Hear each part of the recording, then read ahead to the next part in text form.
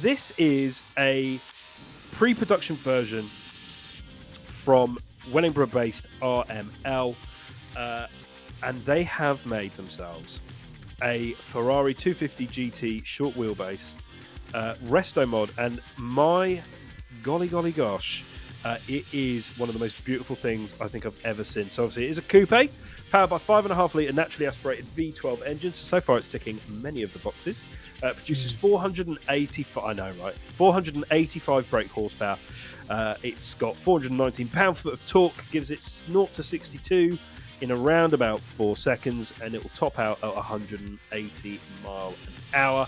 RML has said that it has been designed specifically for grand touring. So it's got a bit more of a supple, dare I say, easier ride. Bespoke dampers, stiff carbon fibre body, however, to give it kind of maximum agility. And it is absolutely gorgeous. Absolutely gorgeous. Now, there's another resto mod company that has done a full rebuild of a 250 GT, which I won't mention because it's not their time in the sun. But this, I mean, imagine rocking up in this. This, oh my God, is one of the sexiest things we've had on the show in a long time, excluding you and I, of course, Stu. Obviously.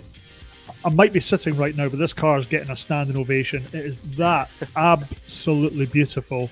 It is going to have a modern infotainment system, electric seats, carbon fiber bodywork. The curves on this thing is just absolutely stunning. And it's what a car should be. It's just a real head turner. This has to be a dream for the winding coastal drive. I mean, this is a car that's kind of like a once a year decadence fine dining and a beautiful restaurant, a bottle of wine, chunky cut chips, Kobe beef steak, and a peppercorn sauce. This is what you're arriving to have that meal in.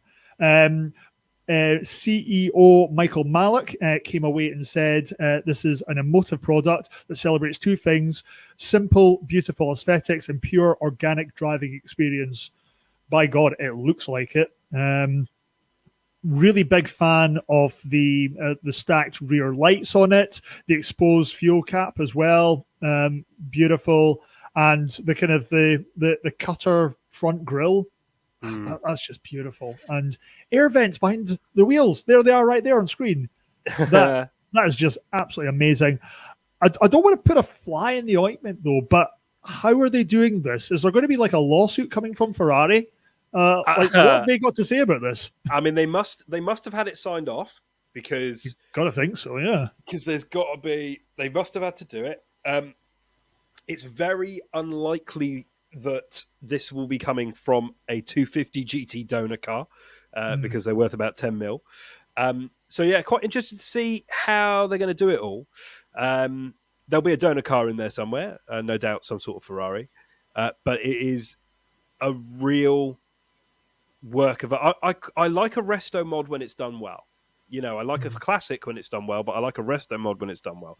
I think if I had the means, I would probably go with a resto mod over a classic of the same period, just because we've got to live with these cars. We've got to reliability. Yeah, exactly. You know, and the thing is, if they were that good, they'd still be making them in exactly the same way, and they don't. Ooh, no, but you know what I mean. I 100% understand it, and I agree with you, but that's controversial. Yeah. I might have accidentally put my foot in a cow nonsense there, but it is one of these things where when you mix what that looks like, because they don't. One thing I will say about there are exceptions, but one thing I will say about modern styling, and you've mentioned this before as well, nearly all cars kind of look the same nowadays. Right?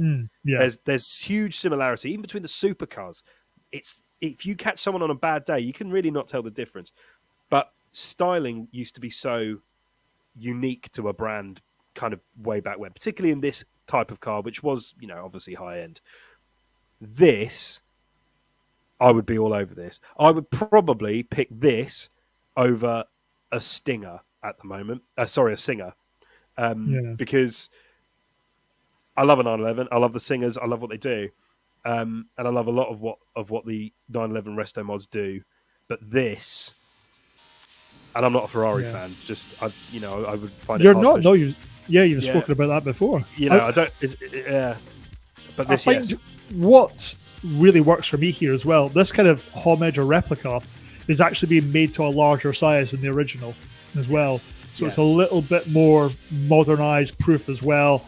Yeah, this thing is absolutely stunning. Putting the lottery on, because when my numbers come up, this is on the bucket list. I actually agree, and it's interesting you mentioned there because they did say that it's now actually being made for larger humans. So if you're, I think if you're 6'4", you can comfortably fit in this. This is literally what they quoted, I believe. So that's nothing's stopping me then.